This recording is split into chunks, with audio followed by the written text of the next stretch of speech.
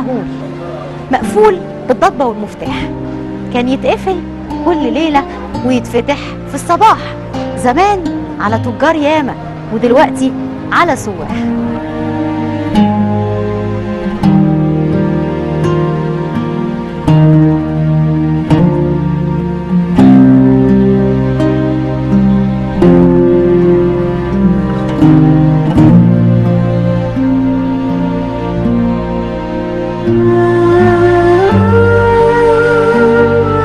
صباح الخير، اهلا وسهلا. ثانية هانم، ازي حضرتك؟ اهلا وسهلا.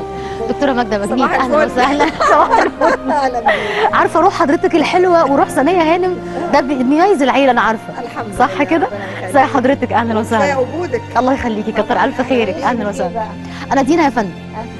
فانا سمعت عن عيلة بزرعة وعيلة بجنيد طبعا. اقعدي. الله يخليكي. لا يعني انا نفسي تخليكي معانا والله. معلش عشان خاطر تاخدي راحتك مع ماما. اوكي طيب اوكي. تمام. لو عندك اي بس هنتقابل بعد شويه، يا ريت بقى تدينا من وقتك. حاضر. خلاص اتفقنا اتفقنا. اهلا بيكي. اهلا بك، كتر الف خير، شكرا جزيلا. ميرسي، كتر خير.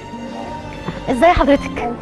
اهلا وسهلا. عيله بزرعه يا فندم لما قرينا عنها قد كده عيله مقصره، واحنا موجودين في الوكاله بتاعتكم النهارده، وكاله بزرعه في حي الجماليه، وحاجه رائعه لانه بس يكفي المعمار الرائع ده. ثانيه هانم بزرعه، حضرتك ابنه بزرعه الكبير صحيح؟ سعيد، وعمي الاكبر اللي اسمه سالم. اصحاب الوكاله دي بالاساس يا فندم؟ في باباهم طبعا اسمه محمد بزرعه. هو اول ما جاب الوكاله دي ووكاله ثانيه جنبيها كمان. فالحمد لله. انا وانا داخله في لوحه على الباب اسمها انه الشارع ده كان اسمه زمان التنبكشيه. التنبكشيه. انا كده عرفت اقراها صح؟ ايه التنبكشيه ده جاي منين؟ والله ما اعرفش دي حكايه التنبكشيه. التنبكشيه دي معناتها ايه يعني؟ هو انا قريت معلومه برضو يعني بس مش عارفه هي صح ولا ايه. كان زمان من التوباكو او من التوباكو من التوباكو، يعني انه هنا كانت مشهوره بصناعه الدخان وكده. هي كده. التنباك ده ما اعرفش بيعملوا بيه ايه. يعني فدلوقتي بقت عز الدين الله الفاطمي الحته كلها دي بقت سياحيه وكويسه الحمد لله. لو افتكرنا كده شويه طفوله حضرتك، الدراسه، الاسره، يعني الوالد طبعا والعم، هل حضرتك كنت بتيجي هنا وانت صغيره؟ وانا صغيره كنا بنيجي، وكنا بنيجي الوكاله الثانيه اكتر اللي فيها بابا. في وكاله ثانيه؟ اكبر من دي. دي بقى هنا عشان يجوا التجار يقعدوا في الاوض اللي فوق، بقول لك في مساكن لهم. يحطوا البضاعه هنا، البضاعه بقى بتروح الوكاله الثانيه تتوزن وتتعمل فهيصه، وفيها زي حديقه صغيره كنا نروح هناك، كان فيها بلح وبتاع عيال بقى. وكان البلح يطرح نروح نلم شويه بلح بس كنا انا واخواتي بقى البنات نروح على الوكاله الثانيه اكتر يعني. لكن الوكاله هنا كانت للتخزين مثلا؟ دي للتخزين والتجار اللي باتوا فيها. يعني فوق دي اوض سكنيه تعيشوا فيها. كل واحد كل سكن اوضتين وطلع لها سلم زي فيلا صغيره. يا سلام. فيها يجي 20 سكن. يعني ياخدوا راحتهم والبضاعه هنا، وبعدين تتوزن بقى هناك بقى في الوكاله الكبيره بقى. الوكاله الكبيره. على طول وزنه بتاع البن اللي هو والشاي كمان كله كانوا بيستوردوا البتاع كله بالجمله. فنروح احنا صحاحين اللبان موجوده يعني، طبعا اللبان الذنوب يقع منه نلم اللبان ونفرقوا بقى على اللي نعرفهم. اللبان بلدي بقى الحلو بتاع زمان. انت فاكره؟ انت مش فاكراه طبعا. ايوه عارفاه. المهم هي دي الميزه اللي كنا بنيجي عشانها في الوكاله عند بابا.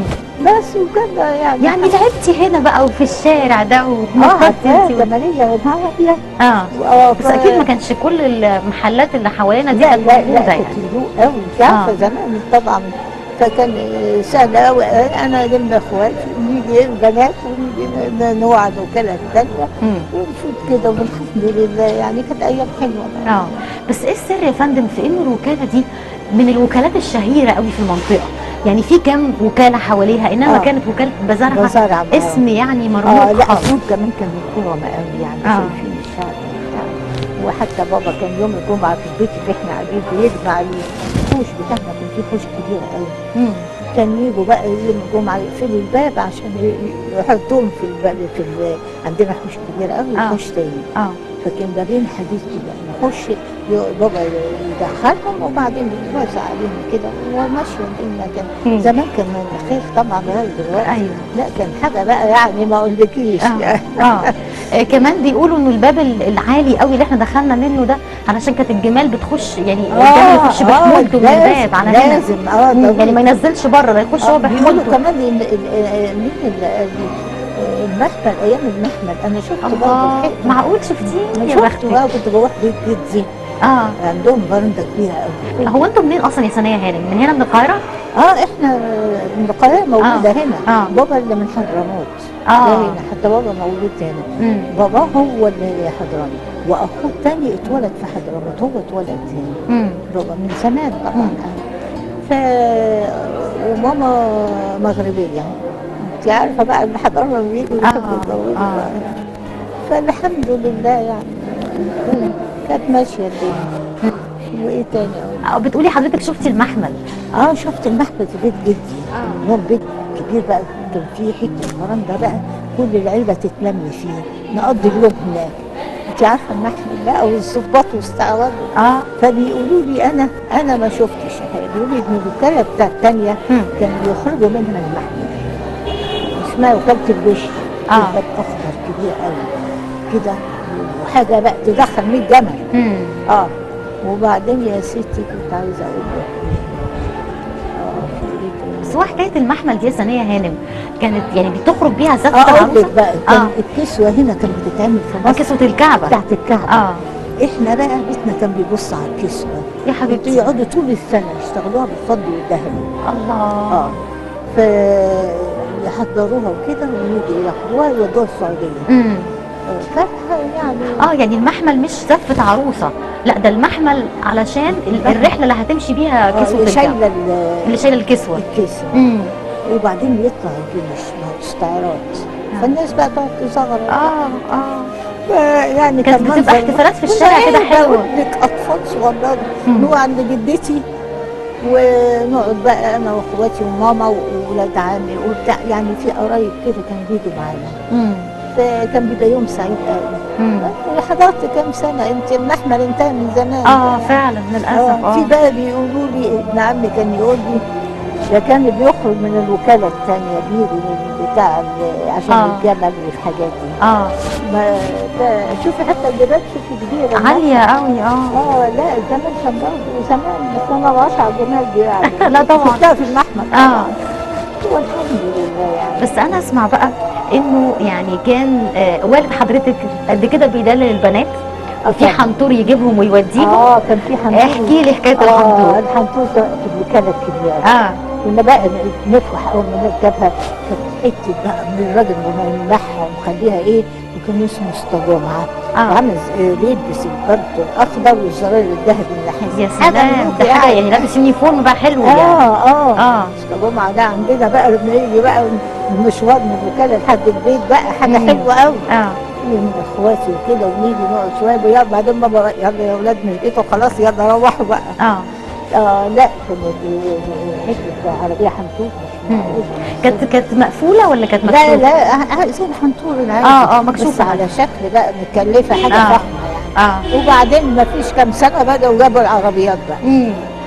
خلاص الحنطور يعني زمنه. عقبال ما كبرنا كانت قبل ما نكبر حتى واحنا يا دوبك همنا شويه اتلغت الحنطور وجت العربيات بقى.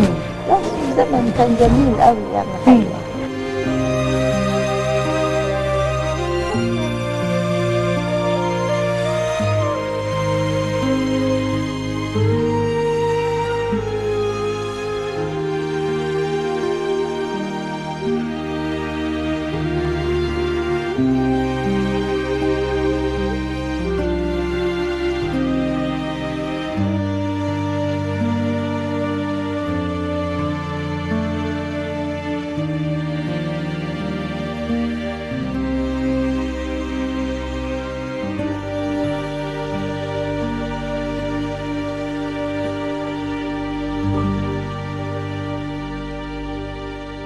لكن انه الوالده يا فندم تكون مغربيه والاب مصري، يعني كده حضرتك واخده من ثقافتين. من الاثنين بالظبط هو كده.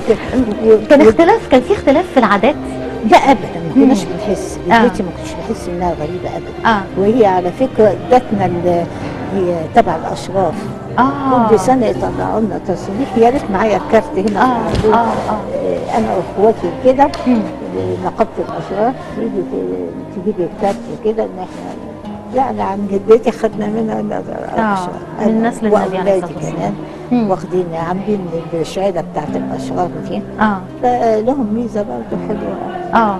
بس يعني ثقافة مغربية وثقافة مصرية، يعني عادات هنا وعادات هنا. دول بقى شكلوا وكونوا الولاد بقى. أيوة. يعني حضرتك اخدتي ايه من الوالد؟ حاسه ان انت اخدتي ايه من الوالد؟ بابا واخدتي ايه من ايامنا بقى كان ماسك باسم ثانيه دي.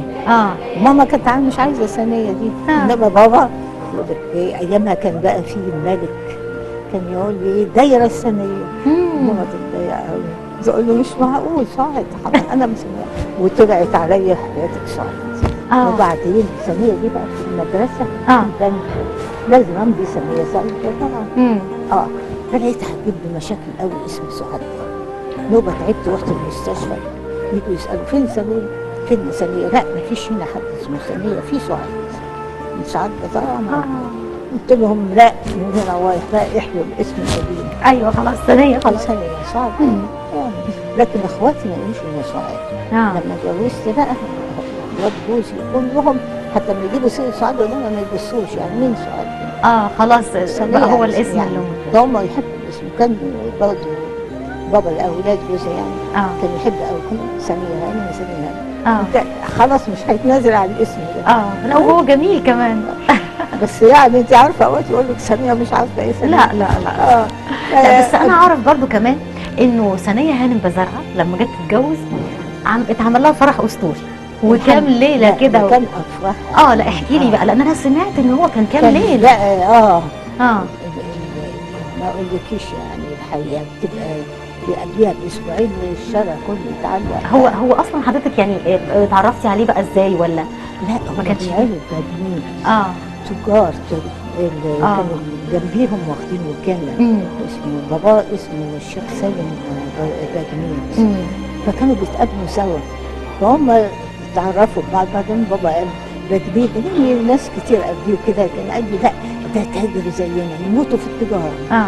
هم الحضاره اول حاجه عندهم التجاره دي. وماجده بنتي برضه سافرت كتير، كل ما تروح حته في بلد تلاقي بتوع البادمين. راحت ماليزيا عملوا لها حته اجتماع، يعني واحد جالها من اليابان والمنطقه اللي حواليها كلها جم يجي 20 نفر، كل واحد يحييني بالطريقه بتاعتها. ماما لمت لي بتوع بادمين كلهم. وبزرع برضه منتشرين في اي حته تروحيها في البلاد العربيه وكده. بقول لك في اليابان جايه لها مخصوص من اليابان، لا بادمين. فالحمد لله يحبوا يعني. فهو كان اختيار الوالد بقى، يعني الزوج كان اختيار والد حضرتك. بابا عارف بابا جيران هنا في الجماليه بيتقابلوا على طول. وقبل كده كان في نسب لبنت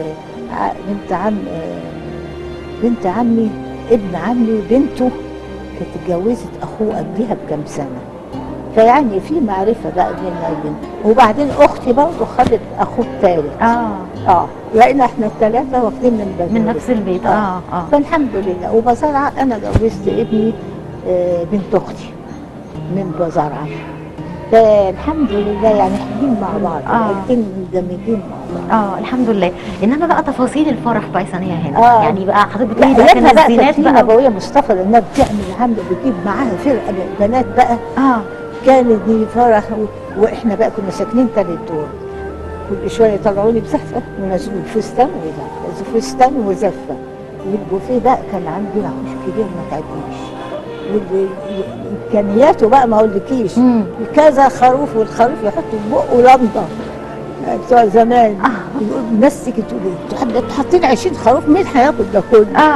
كانوا بقى يسترزقوا بقى في ناس بتيجي كده. وبعدين يا بابا وكده يقول لهم خدوا كل حاجه بس يسيبوا الاطباق والحاجات برضه، وشيلوا خرفان شيلوا بتاع. يعني كان عز ملوش حق ابدا. وبابا كان عنده واحد اسمه خير، كل العيله بقى ساعه ما يجي بقى يجيب فاكهه للبيت كله، اللي هو انا وولاد عمي 2 ساكنين، واخويا الكبير برضه ساكن لانه كان اكبر مننا يعني. فكان يجي بقى ده خير، ده يجي بقى ما شاء الله كانت ماما تقول خير وجاب الخير ما شاء الله، يجيب البن بقى علبه قد كده ويقول لي هاتوا اللي انتوا عايزينه، العلب اللي انتوا عايزينه. يعني حاجات الواحد بيفتكرها دلوقتي ما بتحصلش خلاص، الحاجات الامله دي كلها. فليه البنات بقى اخواتي اتجوزوا وكل واحد بقى خد طريقه. اختي اللي اصغر مني بشويه دي اللي خدت تبقى سلفتي واحده اخو وجوز. فحنين لما اكون برضه كده، وبنت عمي برضه سلفتي. وانا جوزت ابني من اولادي، ده اخدت بنت اختي. يعني كله من نفس العيله. برضه بزرعه بس اهلها في عدن. انت عارفه عدن برضه كان لها وقت، انا رحت عدن ويعني كان لها وقت شفت عدن دي ما اقولكيش القضايا اللي فيها غير دلوقتي خالص انتهت. لحد بيضاء. وابني الكبير بقى في امريكا قعد اكثر من 30 سنه، تو ما اتخرج سافر. فكنا كل سنه نروح، اقول له بعد امريكا ما فيش. يعني اسم العيله انتشر بعد انتشر. كان كمان هناك كان اقول لك ايه، كان ماسك الذاكره الواحد بقى عمال اجيب من زمان خالص من الدنيا لحد بس قولي لي حضرتك يعني صحيح ان الوكاله كان ليها صيت واسع جدا كبير فعلا وقتها قوي قوي، انما الثانيه مسمينها وكاله الوش. عشان الوش كمان اخضر كبير كده. والحي كله عارف الجماليه. انما بعد ما تغير الحال شويه ازاي قررتوا او تم الاتفاق ازاي ما بين حضراتكم وما بين وزاره الاثار انها تقول اليها او انها وزاره الاثار؟ هنا اللي معروف ده طبعا منطقه اثريه، يعني دي وكاله اثريه. حتى في النادي الجزيره عندنا كانوا عاملين رحله يوم جمعه، بيقول لك الاتوبيس هياخدكم في شارع المعز الدين الله الفضل، نروح رحله. تصوري بقى هنيجي رحله فقلت يا خبر بقى عند بابا بقت رحله كمان وفي كذا وكذا جنبينا. فقلت لا واحنا انا عارفه الوكاله. انما يعني حضراتكم اللي قلتوا لوزاره الاثار او وزاره الاثار هي اللي خاطبتكم؟ لا هم او طلبت منكم؟ هم لما ابتدوا المنطقه يبصوا لها لقوا هنا الوكاله طبعا حلوه صحيه بقى. ففي اجانب بيجوا هنا كتير بقى. ايوه هي مفتوحه مزار سياحي. مفتوحه مزار. حتى معايا التذكره واحده كانت زارتنا قالت لي انا رحت الوكاله وجبت التذكره هي بتاعتها. بس قلت يا الله العظيم دي حاجه حلوه. انما بتفتكري حضرتك من ذكرياتك المكان في حاجه اتغيرت ولا هو نفسه زي ما كان؟ زي ما هو كده السكن فوق. وشوف كل دول فيلا من فوق. لا يعني اصلا معامله الترميم اللي حصلت، اصل انا سمعت ان هو اتقفل لسنين طويله ترميم. ده ايام اسمه ايه ده هو؟ ايام فاروق حسني. برضه وضب فيها. بس ما اتغيرش حاجه من التفاصيل بتاعته. لا هي زيها كده زي ما كانت. هي كده والحمد لله اللي بان زي ما هي كويسه. وديكي شايفه يعني ما تاثرتش. معموله بالنحاس بره لو تبصي. حاجات كانت زمان. ده جدي بقى اللي ما وعاش عليه هو اللي عمل الحاجات دي وخد املاك في الاحياء الشعبيه هنا. زي المدائن اللي بتسمعي عنها دي الابيضه. مش عارفه ايه. اخد امسك الورق قلت ايه ده انا ما شفتش ولا بيت من بيوتنا دول. كان بيبقى عندنا اللي بيحصلوا. فالحمد لله. انا اعرف انه هنا يعني في المنطقه دي فعلا في كام حاجه تبع عيله بزرع. ولا شفناهم ولا حاجه. وباب البحر مش عارفه ايه اسامي كده لسته كبيره قوي. لما يورونا يعني املاكنا كده. هو غاويين الحته دي الماليه واللي حواليها الحمد لله. بس لما بتيجي حضرتك يعني حتى وحضرتك جايه لنا كده النهارده ببص كده الشارع اتغير صح؟ طبعا لا زي ما هو الشارع يعني برضه كان صغنطوط كده ولاد كده. هيوسعوا الشارع لا يمكن. هو كده. فكنا لنا كده نيجي بتاع نروح على الوكاله الثانيه اكتر. عشان دي بقى فيها التجار وبتاع مالناش دعوه بيها. يعني كان عارفه ان في وكاله الطباخشيه دي معروفه.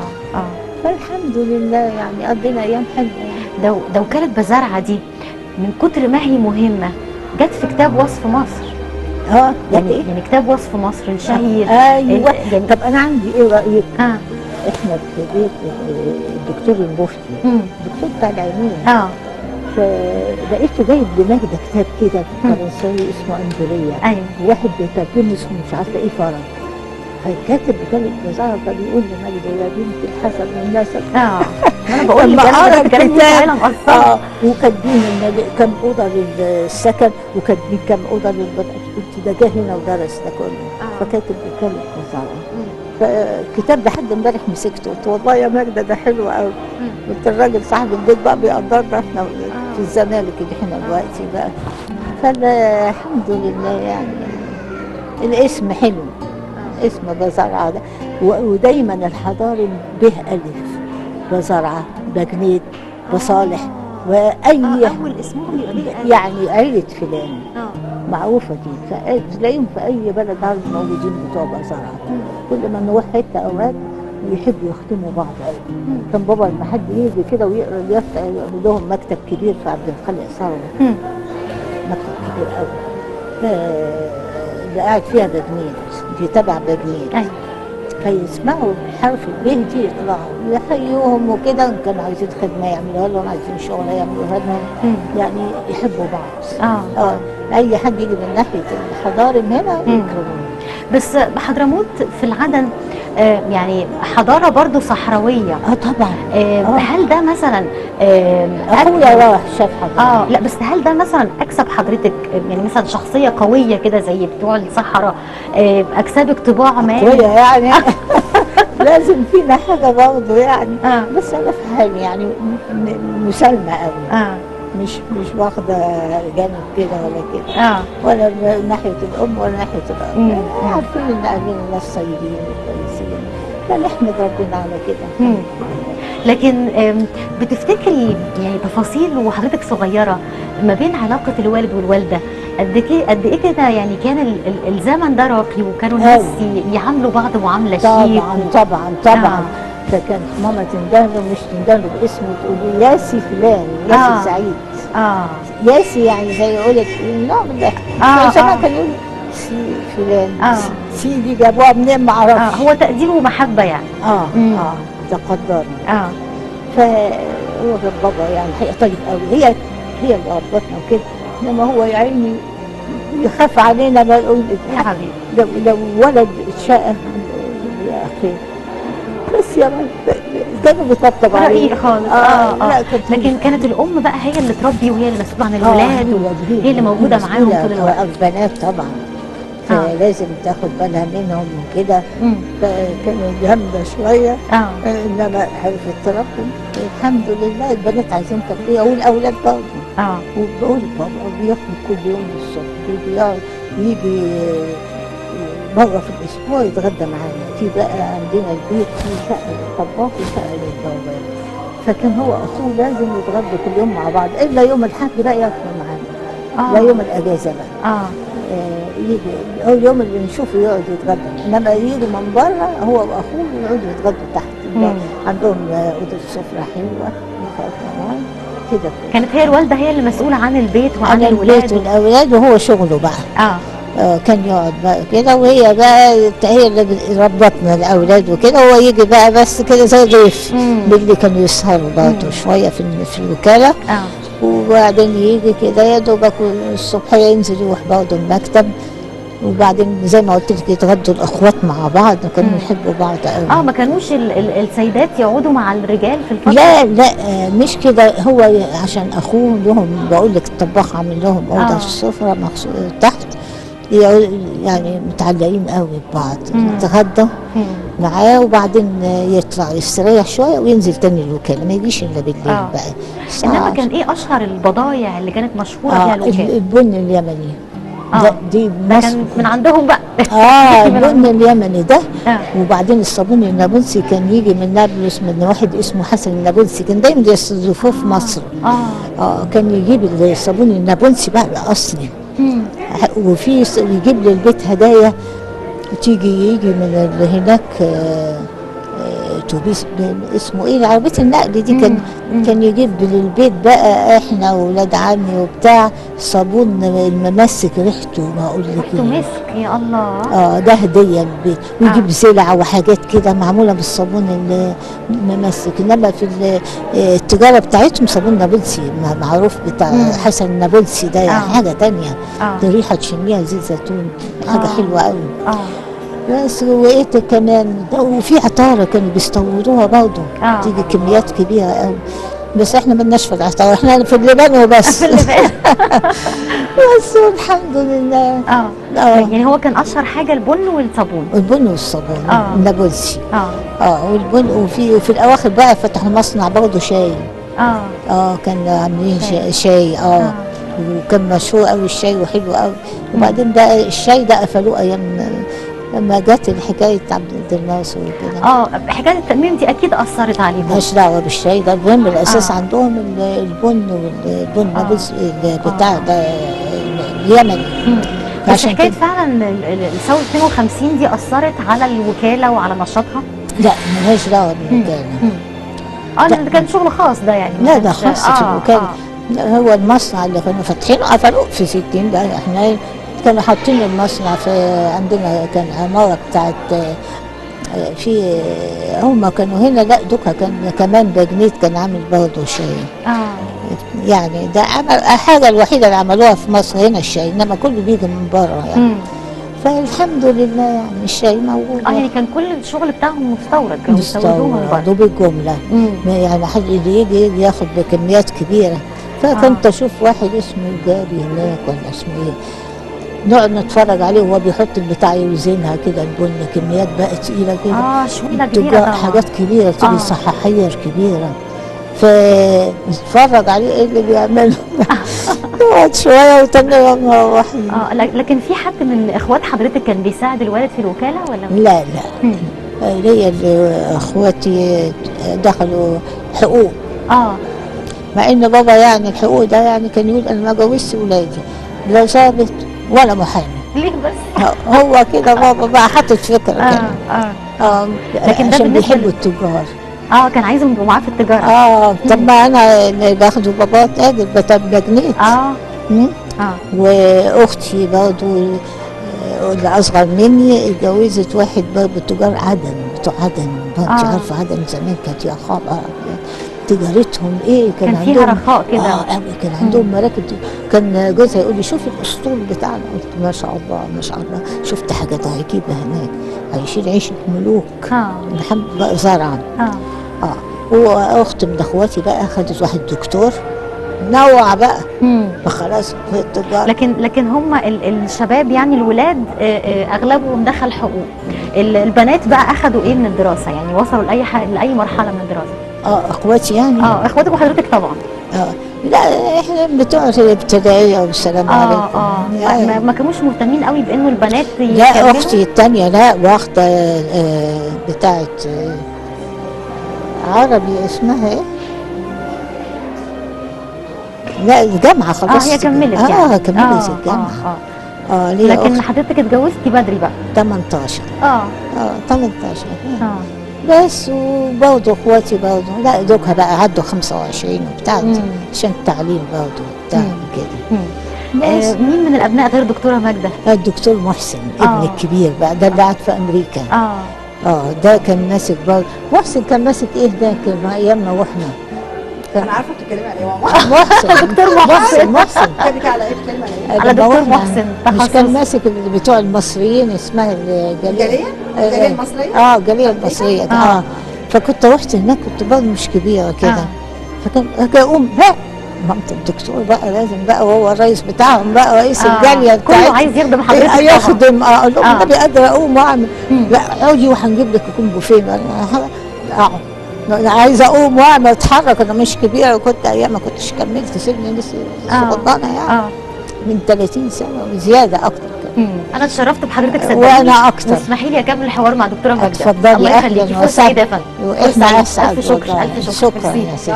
تيجي نطلع فوق. اتفضلي اطلعوا بقى في الفرندا اللي فوق وانا اتفرج عليكم من هنا. اوكي يا حبيبتي. عايزه حضرتك اتفضلي.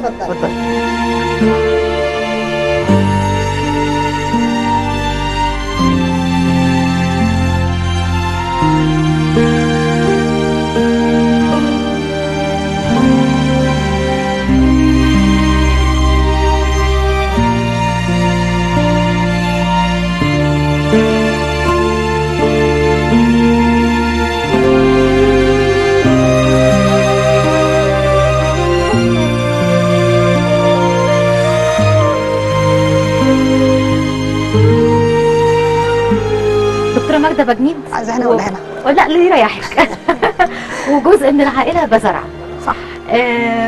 ماما كلمتنا عن العيله دي وقد ايه عيله فعلا مقصله، يعني لما الله نسمع يخليك. عن الاسمين، اسم العيلتين بجنيد بزرع.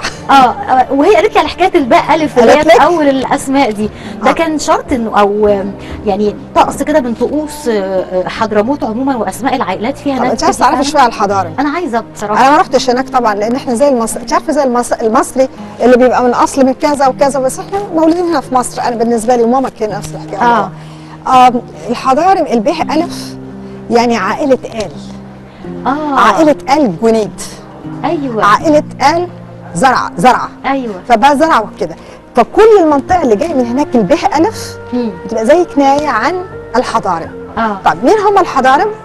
الحضارم هم دلوقتي مضمومه شويه لليمن، لكن هم مش اليمنيين. الحضارم دول قائمين بذاتهم، ولذلك تبص تلاقي هم اللي ادخلوا الاسلام جنوب شرق اسيا، وهتلاقي في الحبشه. يعني انا جيت سافرت ماليزيا من قيمه كام سنه، لقيت باجونيت، يعني حتى موجود هناك كمان. يعني هي الحكايه بتضحك شويه، لان ايه، بصيت لقيت باجونيد وكل واحد بيكتبها بسبيلنج شكل. في ماليزيا. وقابلوني اكنهم عارفيني. عارفه الدم ده بيقول لك دم حضرمي. ده بيحن بقى يعني. ما اعرفهمش. المهم فتبص تلاقي. وبعدين في حاجه ثانيه، بابا كان بيحكي لي الله يرحمه، كان يقول لك يروحوا بلد من البلاد، ولما يجوا يتجوزوا من العائلات المعروفه عشان يبقوا مسنودين. هم داخلين مشايخ علم ودين. كلمه مشايخ يعني جدي ناحيه بابا الشيخ سالم باجنيد. تروحي السعوديه هتلاقي باجنيد. اتس وان فاميلي، عيله واحده. اللي حصل فيه اخين، اوكي، فرع راح هنا وفرع راح هنا. المنطقه بتاعتنا. في فروع ثانيه بقى اللي بتوع ماليزيا ناس طلعوا على طول، هم معروفين ان هم بيهاجروا باستمرار. ولكن بيبقوا على السمات بتاعتهم. طب سماتهم ايه؟ جميله جدا. يعني لما جيت رحت عند الباجنيد اللي هم باجونيد اللي قاعدين في ماليزيا، متجوز واحده ماليزيه، فولاده هو تلاقي مناخيره الشكل بتاعهم وعينين اسيوي خالص. وبعدين بيتكلموا انجلش، اللي عندهم اللغه بتاعتهم احنا ما نفهمهاش. وبعدين يقول لي ايه، لما جه اهلا بيرحب بيا، الله ده كانه عارفنا يعني. عرفني. وبعدين جاب لي كل الفاميلي بتاعت الباجنيد في كوالالمبور. اتفرج عليه. هو كان بيشتغل مع اللي اسمه رئيس الوزراء اللي كان مشهور قوي في ماليزيا. اسمه ايه؟ انا بحاول افتكر لك اسمه. هنجيبه عبد الرحمن. انا هفتكر لك الاسم بتاعه. فهم الدكتور محمد بسمع العلم. برافو عليكي. هم كلهم بيك شوتس. هم معروف عنهم ان هم عندهم ذكاء يعني كتير. والبزنس كويسين جدا، لكن عندهم الامانه عندهم جامده جدا، ولذلك لما حد بيتقابل حد من الحضارم دي معروفه. وبعدين يقول لي ايه، يقول لي بصي نكست تايم تيجي او تاني مره هتيجي لنا البلد، ماي هوم از يور هوم، بيتي بيتكم، الاكل اللي عندنا في البيت هو اللي اكنك داخله على عمك بتزوريه. يعني واخدين هم في ماليزيا من الطباع العربيه بقى جدا. جدا، ولكن شكله مش كده. وبعدين تبص تلاقي عندك برضو موجود بيقول لك في الحبشه. السعوديه طبعا، يعني انا لما جيت كنت بحج السنه اللي قبل فاتت، كنت في عيله الباجونيت هناك، باجونيت خلاص ما يضرش. ابص الاقي شبه عمي، ولادهم هناك شبه عمي على طول، الشكل والطول ده. ففي بتبقى زي سمات مشتركه.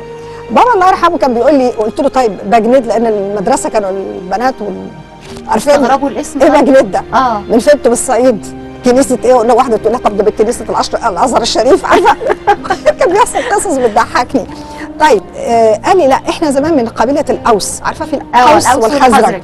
قال لي احنا كنا اساسا من قبيله الاوس. ومعروفين لما بينزلوا بلد زي ما قلت لك بيتجوزوا من العائلات الكبيره اللي في الفاميلي، في العائلات الموجوده، على اساس يبقوا ايه، لهم سند في البلد. فكروا برضه.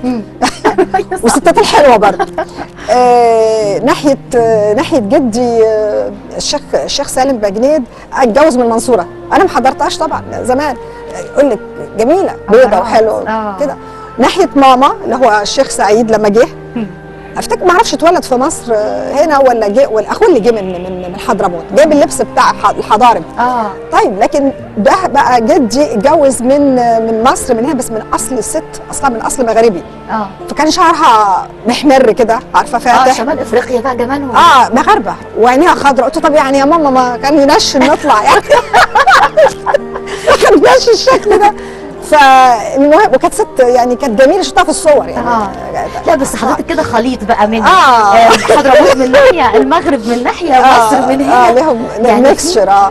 بس ده مزج كمان ثقافي يعني، في تنويعه كده وتوليفه ما حصلتش. جالي حد من الجماعه الحضارم اللي جايين من اندونيسيا، انا بنعمل بحث على الحضارم اللي موجودين، الحقوا يا جماعه ده لقينا فرع في مصر، تقولش بقى فرع قطط بتاع حاجات كده. وبعدين قال لي طيب انا هديهم الايميل بتاعك، سي هالو تو ماجده. قفلوا لي الفيسبوك ساعتها من كتر البشر بصت هالو ماجده كلهم باللغات كلها في اسيا وهنا وهنا. فطبعا بتتبسطي على اساس ان انت بيبقى ليكي باكي. وطبعا في فرع في امريكا اللي هو اخويا الكبير بيأسس فرع هناك، معاه الفرع هناك، او يعني ولاده يعتبروا امريكان بس مصريين. بس الحمد لله العيله يعني بتحافظ على الناحيه الاسلاميه، يعني مش التشدد، لكن اقدر اقول لك الصلاه والصوم والحاجات الاركان الاسلام الاساسيه، وبيتعاملوا بروح السماحه اللي هي موجوده يعني عند ناس كتير، بس دي بتلاقي اكتر. وعندهم الطيبه، انت قعدتي مع ماما عندهم الطيبه يعني.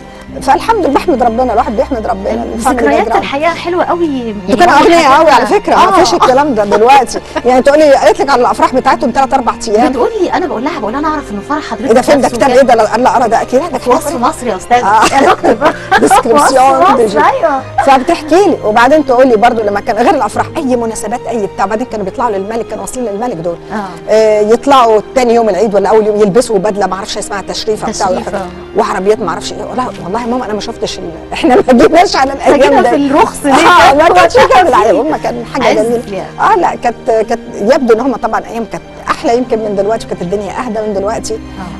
ولكن لا تزال القصص بتاعت لما بيجوا يحكوها قدامنا بتبقى جميله انك تسمعي ان الفاميليز دي يعني.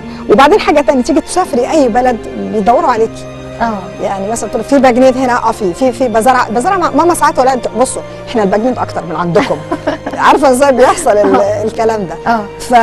لكن الحضارم يعني ما اعرفش، اللي يعرفوهم اكتر السعوديه برضه على اعتبار انه المواقع قريبه. بيشتغلوا هناك كتير، انت هتلاقي كتير هناك بين كل حاجه، مثلا بقى خشب بقى شوين ما اعرف ايه، كل دول حضارم ماسكين التجاره هناك وكده، وليهم اسم كويس وما شاء الله واصلين للملك هناك يعني عاملين جود جوب يعني. ضاعوش وقتهم. انما بزرعه بقى يعني معلومات طبعا ماما كتير حكت لي عنها، انما ايه كمان حضرتك تعرفيه عن بزرعه او هي حكت لك عنها؟ يا ماما من تفاصيل وخالاتي وخلاني العيله كبيره ما شاء الله. كانت خلفوا كتير زمان. لا بصي انا ما جيتش الوكاله دي، لكن هي تقعد بقى لما اكون قاعده بصوت انتوا ما شفتوش الايام اللي احنا شفناها، ده احنا كنا عندنا الوكاله كذا وكان العز كان كتير والخير كان كتير قوي. وبعدين ناس كتير بيعرفوهم يعني، حتى كان السواق اللي كان بتاع المدرسه بتاعتها يجي مثلا كان في العيد يسلم عليها وحاجات زي كده، لها ماما تقول لي لا، كانت بتقول لي كان بيلبس لبسه زي تشريفه الملك وبتاع، يعني كان في احترام للعلم، احترام لكل حاجه يعني. كانت ايام اكيد كانت افضل. وبعدين بس هم ما عادوش في الحته دي في فتره كبيره يعني. هم نقلوا بعد كده للدقي في القاهره. كان عندهم فيلا حلوه خدتها بعد كده سفاره روسيا يعني، خدتها بعد كده في شارع المساحه. احنا بالنسبه للباجنيت كانوا في العباسيه الشرقيه. المفروض ان العباسيه ديت الاماكن دي زمان كانت اماكن كويسه معروفه زي ما تقولي النهارده زي الزمالك، بس زمان كان فيها برضو ناس من الفاميليز، العائلات الكبيره المعروفه. ولذلك مصر زمان كانت يعني لو بتكلم على ايامهم كانت تجاره وكل حاجه، كانت دي قلب البلد، منطقه الحسين. منطقه الجماليه الجماليه فيها البيزنس وفيها كل حاجه، والناس كانت روحها حلوه. ما كانش في تلفزيون اياميها بقى ولا كان في توك شوز ولا الدنيا رايقه وقتها بقى. كانت الناس يعني هاديه، كانت الحياه الريتم بتاعها هادي. ولكن هنا كانت قلب القاهره كان زمان. العباسيه برضو كانت من الضواحي الراقيه اياميها. وبعدين بتتنقل من حته بعد كده مصر الجديده مش عارفه بتتنقل بعد كده. فهم بالنسبه لهم انا يتهيألي عاشوا ايام جميله. ولسه الطيبه موجوده يعني. لا ولسه الاسم كمان موجود بزرعه يعني لما نسمع او في العلم. لما حاولت اعمل سيرش ولاد عنها خالي ولاد خالي يعني كان الله يرحمه الدكتور محمود بزرعه كان العميد بتاع التجاره، واخوه الدكتور عبد الرحمن في الهندسه، لي اخ في جورجيا الدكتور مختار، انا على اتصال بيهم لما انا بروح امريكا كتير. فما شاء الله ده عامل تكست بوكس عارفه بيدرسوا منها من المناهج. اشتغل في الطيران الامريكي بان امريكا، كان بيعمل اورجنايزنج ترتيب لهم. اخوي الصغير الدكتور عبد الله برضه مزرعه افتكر هندسه. فعندك علم الباجناد يحبوا اذا كان علم واذا كان بزنس. بخون في الحاجه. انا اخويا الكبير بقول لها يعني لما حضرتك اتعرفتي ازاي على الوالد، فقالت لي هو كان حابب فكره انه كمان يكون النسب من عيله هي كمان في التجاره. لا دول بس هم افتروا شويه الجماعه. يعني لا بس انا بضحك طبعا عشان محدش يزعل منهم. لكن هم تقدري تقولي انها كانت من العائلات المحترمه. وبعدين ما كانوش بيتدخلوا في شؤون حد، عارفه يعني. بس يتقال كده انه سواء البجنيد او سواء البزرعه يعني كعيلتين ليهم اصول كده وتقاليد خاصه بيهم بروتوكولات خاصه بالعيلتين. يعني لا مش بروتوكولات لا لا لا، بس اقصد انها عائلات عريقه ليها اصولها وليها يعني طريقتها. طب هقول لك على حاجه بقى، استاذ يحيى نفسه بيقول لي، استاذ يحيى تدرس لحد النهارده يقول لي انه في بيت ثانيه هانم وحضرتك طبعا التقاليد محافظين عليها. الشاي على عربيه الشاي مع الجاتوه. خلاص تعالي بقى. اهلا بيك تنوري. عارفه الحياه الكلاسيكيه الراقيه الشيك بتاعت ماما على فكره ما قالتلكيش بترسم، هي فنانه. لا بترسم بس هي بقى ما عندهاش والله بترسم. عندنا كام لوحه لازم تجي لنا البيت. انا بعمل نحت. بس واخداها يعني غيه. قبل ما اقدم كليه الاعلام وكده انا كنت عايزه اخش فنون جميله. ايامها قالت انت معاكي المجموع تجي لنا يعني كسر. قلت طب خلاص ادرس فاشن. فرحت بعت اللي هي بتاعت الرويال اكاديمي بتاعت الفاشن الديزاين يعني تصميم الازياء. وبعدين بقول لهم انا هاخدها كهوبي. زعلوا قوي ازاي تاخديها هوايه، ده احنا بندي درجات علميه. فالمهم من هنا لهنا خلاص رسيت بقى على كليه الاعلام بعد كده ودرست في الاعلام. بس فعلا يعني هل يعني في طقوس او في عادات او في يعني تقاليد مرتبطه بالاسرتين ما زلتوا حضراتكم؟ لا احنا عيله واحده، تعتبر عيله واحده. اصلا ما فيش غير في مصر كحضار البجنود. لان خالتي الثانيه متجوزه عمي اختين واخدين اخين. وبعدين اخويا الوسطاني اللي كان اكبر مني الله يرحمه كان متجوز بنت خالتي، هو بجنيد وهي بزرعه. فاصبحت طبعا يعني ده من ضمن الطقوس بقى انتوا ما بتتجوزوش من بره؟ لا والله لا والله. لا هي مش كده. هم اياميهم زمان عشان خاطر مش عايزين يختلطوا يمكن قوي. او يمكن كان حاسين ان هم عارفين العيله بدل ما تروحي تسالي عليها. فكان هو ده اللي كان جاري. طبعا انا ما حضرتش جواز ماما. فيعني كانوا بيرتاحوا لهم على اساس ان عارفين الخلفيه ان هم انت عارفه في الدين عندك الاسلام يقول لك الكفاءه يكون كفء على اساس ان هي الخلفيه هتعيش العيشه بتاعتها. كده. انما حكايه الطقوس احنا يعني عادي ما يتهيألش. الشاي ما كل الناس عندها شاي في البيت وكل الناس عندها كل حاجه. مش رويال فاميلي يعني. لا استاذ يحيى يمكن عشان بيحب مساله التقاليد بتاعت العائلات. بابا كان كده. بابا فعلا يعني مثلا كان هو في النادي مثلا على طول يحب ان هو يروح الساعه مثلا 5 شهر مواعيده بتبقى مظبوطه. الساعه 5 وليه اصحابه يروح يقعد يتقابل معاهم وبتاع. كان بيلعب سبورتس. ماما كانت بتلعب رياضه. كان تنس. دي كانت ست شاطره والله تنس. ما هو ما شاء الله رشيد لحد النهارده. وسافرت كتير. يعني السفر كتير. انا غاويه برضو السفر. اخويا الكبير طبعا بيسافر برضو كتير. فحته السفر برضو فينا مش كله. البزرعه يمكن اهدى شويه في حكايه السفريات واختلاطهم بالناس مش كتير قوي. يعني في اختلاط بس مش كتير قوي. احنا بقى يمكن عندنا جراءه شويه. جراءه شويه. لكن يعني الحمد لله يعني عماتي وكده ناس طيبه ما فيش مشاكل يعني. انما في تكوين حضرتك بقى، في تكوين شخصيه حضرتك، هذا التكوين اللي فيه جزء منه من حضرموت وفي جزء منه من عدن يعني وجزء لا مش عدن. حضرموت ليها المكلا وليها دوعا وليها كذا حته. مش عدن. انا ما رحتهاش. لا عدن دي في اليمن. هي في جزء كده. هم دلوقتي بقوا مع بعض. لكن الحضارم كطائفه قائمه بذاتها. واخده بالك ازاي؟ يعني هقول لحضرتك حاجه. يعني هم عاملين الاسبوع الجاي هديكي برضو فكره. بيجمعوا الحضارم اللي في مصر اللي هم اساتذه جامعه. انا اول مره اسمع لقيت دعوه جات لي كده مين دول؟ انا ما اعرفهمش. قالوا لا روحي عشان خاطر تتعرفي على الناس ديت. فاول مره ابتدوا بقى عايزين يلموا بعض. عملوا اجتماع تاني كان في جده في السعوديه يا الرياض يا جده. جابوا كلهم رجاله على فكره كانوا هناك مش ستات. فببص في الصوره ايه ده ما شاء الله ايه ده مين دول؟ عدد كبير كانوا افتكر كانوا البجنيد بس مش البزرعه. بس دول ناس طيبين يعني البزرعه برضه.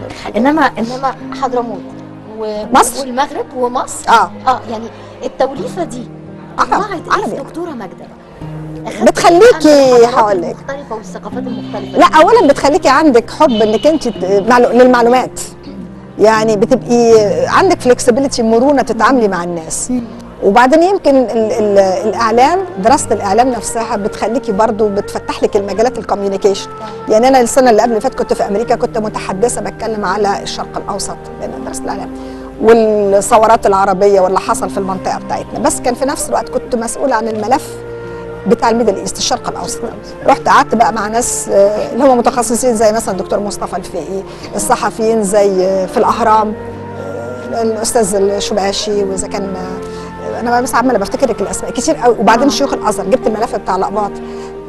الشيعه لازم كنت اعرف الشيعه. جه واحد شيعي استاذ فبيقول لي تعالي دي محاضره عن الاسلام، انا محضره حاجات. فهو بيركز مش على السنه، بيركز على الاسلام. قال لي تقولي كذا ما تقوليش كذا، قلت له حاضر. دخلت المحاضره، الطلبه قاعدين كلهم طبعا ميكسشر امريكان وفيهم حاجات مختلفه. قلت اللي انا عايزه اقوله على السنه كله. ما هو ده بقى الحضرموت ظهر هنا واللي عايز اللي انا عايزه اقوله الطبيعه الصحراويه برضه. وريت لهم الصلاه ازاي. ده انا والله شوف هقول لك حاجه، جبت بتوع الاسدال او زي ما هو يسموها غطفه كان، لبست لهم وجبت لهم القران، قلت لهم بص ده زي الهولي بوك بتاعكم، زي البايبل بتاعكم، وركعت لهم في الارض احنا بنصلي لربنا. والله اكتر من حد من الطلبه هناك هيروح يجيبوا القران، قالوا هنجيب القران عشان نقراه. بتفرحي. وبعدين سنتها بقى كتبت لي حج بقى الزرع، عملت حاجه حلوه قوي. فربنا قال لي يلا اطلعي حج. جميل. كنت ضيفه على الحكومه السعوديه وزاره الاعلام، بس كانت تحفه. بس هل فعلا انه جزء من شخصيتك فيه الطبيعه الصحراويه اللي فيها لا العناد خالص. والاصرار ده عشان برج القوس. ده موضوع تاني. برج القوس دول بيبقوا فاير ساين، يعني متحمسين زياده كده. كانت المدرسه عندي هنا في المدرسه زمان، عارفه حاجه اسمها تو اكتف، نشطه زياده. تقول لي ده جنيد ورا، اقعدي ورا، بتجيبي لي العصبي عشان بتحرك كتير. فالمهم بعد كده لقيتها انها فايده. لما بكون اشتغلت انا في التلفزيون الامريكي بعد كده لقيت ان دي فايده، انك انت تكوني متحركه عشان تجيبي لهم تجيبي الاخبار وتشتغلي وتعدي وبتاع، فنفعت. وجيت لما عملت حتى الدكتوراه بتاعتي انا عملتها على السادات ورحله القدس في التلفزيون الامريكي. واخده بالك ازاي؟ اضطريت ان انا اسافر لها امريكا. دي طبعا عملت لي بقى هناك باك جراوند رهيب. صحيح. لان انا كنت عارفه الشبكات، انا اشتغلت في شبكه الاي بي سي والام بي سي نيوز، فرحت فتحوا لي الباب هناك. باربرا والترز قابلتها اكتر من مره. ده انا عارفه ان حضرتك صديقه لكلينتون وصديقه كنتي نيلسون مانديلا قابلتها. يعني اعرف انه في اعلام جميل. بصي انت في مجال تحفه. معلش انا بعمل دعايه للاعلام. الاعلام جميل لما تستعمليه صح وتفهميه صح، لانك انت بتتعاملي بالايمج. يعني انا لو عايزه احسن الصوره بتاعت مصر، مش الكلام بس وده بيقول ايه والتوك شوز، لا، انت بتعملي صوره، بتخلقي صوره للبلد اللي انت جايه منها. دي اللي بتتعاملي معاها بره، دي اللي بتاثر في الخارج، لان الخارج ما عرفوش انت مين. اذا كانوا عارفين شويه جمال، ده انا قعدت الطلبه الامريكان اللي بدرس لهم، كنت بدرس لهم من ضمن الكورسات حاجه على الشرق الاوسط. والله 3 مرات اقول لهم مصر فين في الخريطه. 3 مره يقول لك دي موجوده بقى في شمال افريقيا، مره يقولوا لي اوروبا، مره والله العظيم حاجه كده غريبه. طلبه هم الطلبه. كان عندي واحد اسمه توم هناك، فين يا ابني وير از ايجيبت؟ خلاص اي نو ات باي ناو. فلازم تدخلي في تفكيرهم، تعرفيهم حاجات كتير، لانك انت بتبقي مبعوثه بتمثلي البلد بتاعتك. بالظبط. دي عايزين كتير من النوع ده بره. امريكا واوروبا الغرب في مفاهيم غلط علينا، لازم تتصلحيها. الدور بتاعنا احنا مش نكلم بعض زي ما بكلمك، لا، الكلام بتاعك يبقى موجه للخارج. وبعدين مش فاهمين حاجه نفهمهم، او بيتكلموا علينا غلط نرد عليهم، ما نردش في الصحافه بتاعتنا. احنا عارفين احنا مين، لكن اللي بره عايزين يعرفوا انت مين. فيمكن حته الميكشر بتخليكي انترناشونال. الخليط اللي انت بتمر فيه والسفريات، لان هم بيسافروا الحضاره. انا ما رحت لهمش لسه، ان شاء الله هروح. لما اروح اقول بيسافروا كتير. هتروحي لهم مش في عدن بقى قلتي لي؟ لا، هي مش في عدن، يمنيين. لا، هي اسمها ما اعرفش بيقول المكان له ايه، في مش عارفه الخريطه، لازم اروح هناك. عيب قوي يعني، عيب ان انا اقول كده. لكن يقال ان وثلاث ارباع البلد تلاقيهم هاجروا، تلاقي اللي قاعد هنا واللي قاعد هنا. بس برضه نفسي اشوف، بس منتشرين برضه. نفسي اشوف. نفسي اشوف. ماما بتقولي انها بترسم، وحضرتك كمان عندك هوايه النحت. نحت والكالرز، بحب الكالرز قوي. احب الحاجات الارتستيك، الحاجات الفنيه عموما، ميوزك مش عارفه الحاجات دي. كان في برضه جينات فنيه في عيله بزرعه او في عيله خالاتي بيرسموا وعماتي بيرسموا، بس هم ما نموش الحكايه دي. هم كل اللي عملوه بقى اتجوزوا وخلفوا وياخدوا بالهم من العيال وحاجات من دي، فالوقت بتاعهم كان كده. لكن ليا عمه لا زالت يعني بترسم، ويعني ابنها كان سفير مصر في في انجلاند، استاذ سفير اشرف الخولي. ففي برضه ناحيه عماتي برضه ما هو حضاري، ما هو الخلفيه. يعني وفي عندنا ما بس شاء الله. هل نقدر نقول انه الام او الجده بقى بالنسبه لحضرتك يعني جدتي هي اللي زرعت مساله الفن دي، يعني طلعتها في ماما وفي جيناتكس. لا بصي، هي بيبقى عندك استعداد فني. هقول لك حاجه، بصي كده لايديكي، وريني ايديكي. بصي يقول لك اللي عنده صوابع طويله زي البيانو، كتضرب بيانو بيبقى ارتستيك حاجه كده. فساعات انت تقري كتب على الحاجات اللي زي كده، طب ما الكلام ده طلع مظبوط. يعني انا مثلا اقعد اعمل حاجه نحت، بس عايز وقت، تقعدي تعملي تماثيل الصغننه، الحاجات اللي زي كده احب الحاجات اللي. وعندي هوايه غريبه جدا، الترميم. مش الترميم ده طبعا مش شفافت على ايه رايك فيه صحيح؟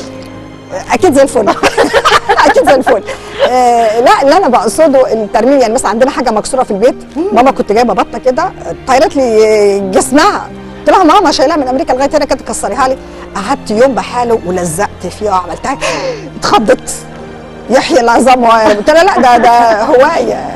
ساعات بيبقى عندك هوايات غريبه كده، احب اتعرف على الناس يعني. ماما قالت لي جمله، قالت لي ما اعرفش كنتي حضرتك فين في بلد ايه، وقالوا لك اهلا يا بنت الاصول، او يعني ده تقديرا لعيله المفتي. دكتور المفتي علي المفتي ده الله يرحمه، مات بقى له كام سنه، كان صاحب العمر عندنا. فاداني كتاب على البزرعه ووكاله البزرعه بالذات.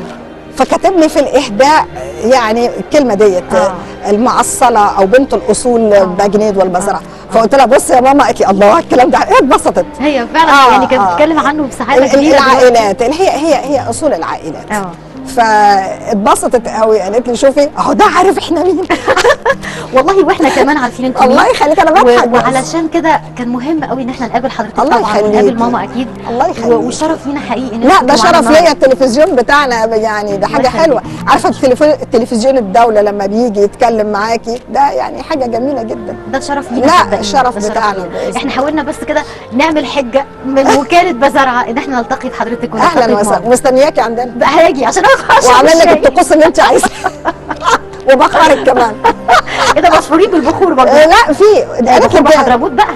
لا بصي بتجيبي بخور من السعوديه من هنا من هنا. لا هي الفكره نفسها ان انت بتعيشي في الجو اللطيف ده. الجو اللطيف بس على مصري بقى. ايوه ماشي. موافقه. شرفتينا بجد يا دكتور، فرصه سعيده. انا بشكرك واشوفك بخير، وسلامي الكبير لماما طبعا. الله يخليك. فرصه سعيده. ميرسي يا دكتور. سلام. فرصه سعيده. ميرسي، مع السلامه. وانا خارجه طليت على المشربيات اللي مليانه عيون كتير، مليانه حكايات. ويا سلام على قاهره المعز، وكمان على الوكالات.